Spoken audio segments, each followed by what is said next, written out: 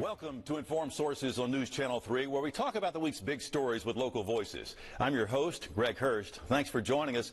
We're breaking down from our tradition tonight. Instead of a panel of guests, we have one special guest. In fact, I am joined now by Memphis Mayor Paul Young. It's good to see you again, Mayor. Good to see you. Good to see you. You know, the last time that we talked formally, you came on right after you were elected. Right after. It was about this time last year.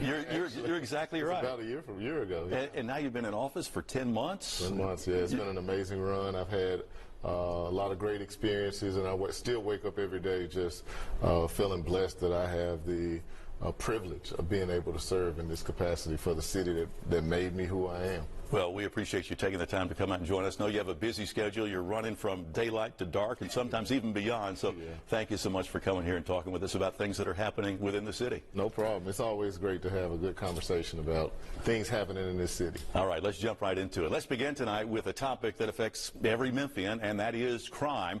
According to a new report from the Memphis Shelby Crime Commission and the University of Memphis Public Safety Institute, major property crimes are down significantly this year. The report says crimes like burglaries and motor vehicle thefts are down more than 20% year to date.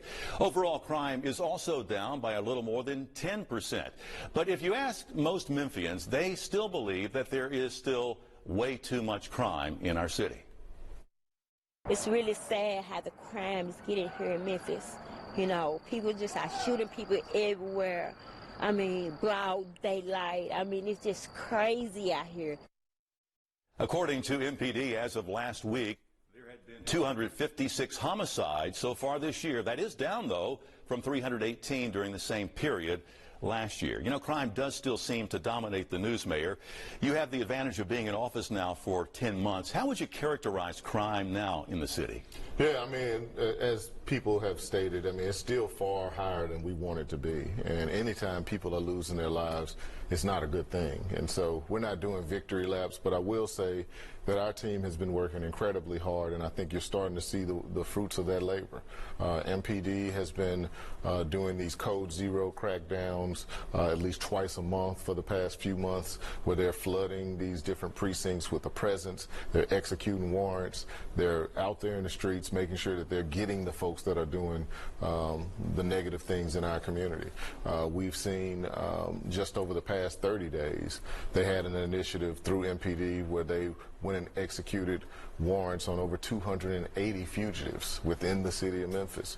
And so those are things that are happening because our team has been creative and thoughtful and aggressive on how we're going to continue to reduce crime. We've had partnerships with Tennessee Highway Patrol, which is helping us try to bring down some of the reckless driving that we still continue to see in our community.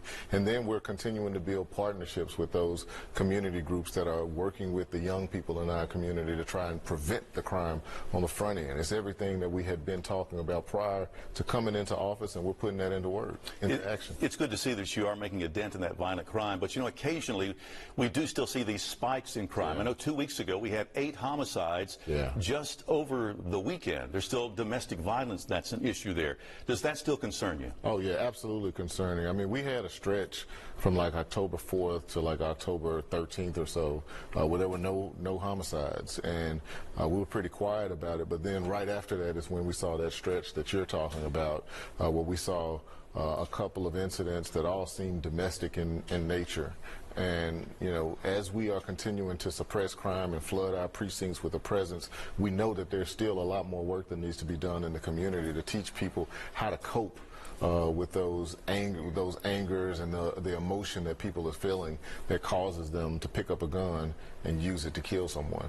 You know, not long ago you hired a crime consultant from New York City to come in here and try to help get a handle on the crime problem. Are you seeing any fruits of that labor? Yeah, absolutely. Fausto Pichardo has been working with us since I think July, and you know, even the work that we've seen around the execution of those warrants for the fugitives.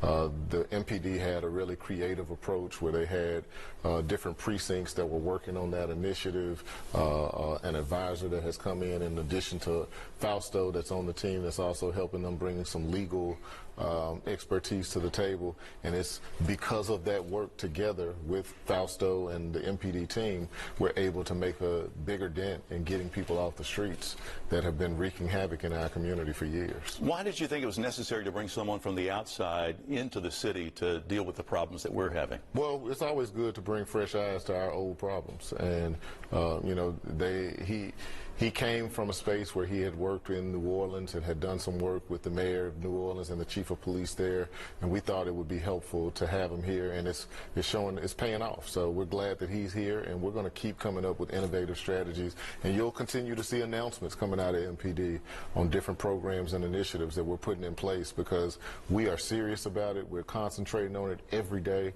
You know, there's not a day that I'm not out in the community somewhere, and people are talking to me about things that are on their mind and heart, and we still hear people that are concerned about crime and property crimes, not just violent crime, but property crime. Those are the things that impact our economy and businesses, and so we want to make sure that we're doing the things to prove to those people that want to invest money in this city that we are going to get a handle on this thing and that we're going to be trending in the right direction, which we are right now. Are you pleased with the progress so far? Yeah, I'm pleased that we are trending in the right direction.